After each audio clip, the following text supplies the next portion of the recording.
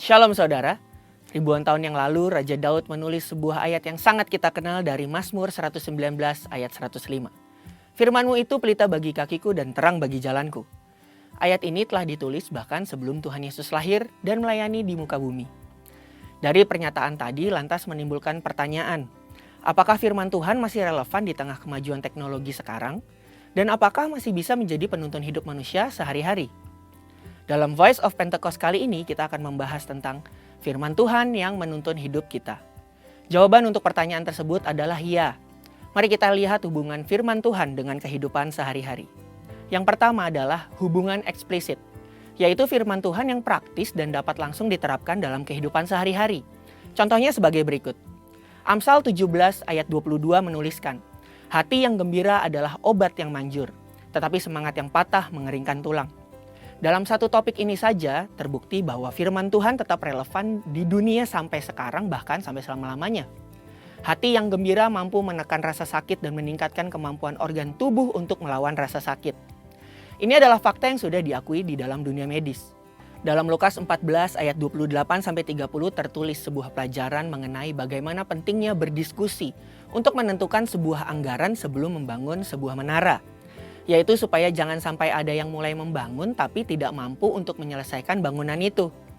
Dengan jelas ayat ini mengajarkan mengenai sebuah keterampilan yang dikenal dengan anggaran atau budgeting.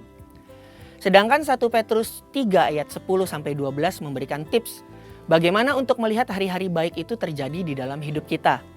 Dalam terjemahan New Living Translation digunakan kalimat if you want to enjoy life and see many happy days.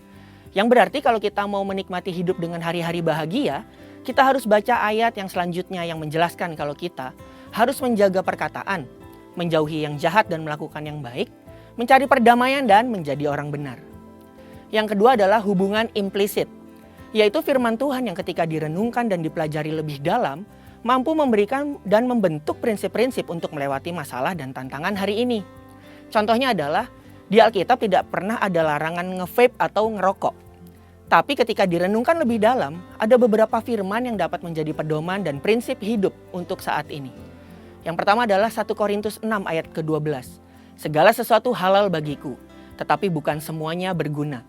Segala sesuatu halal bagiku, tetapi aku tidak membiarkan diriku diperhamba oleh suatu apapun.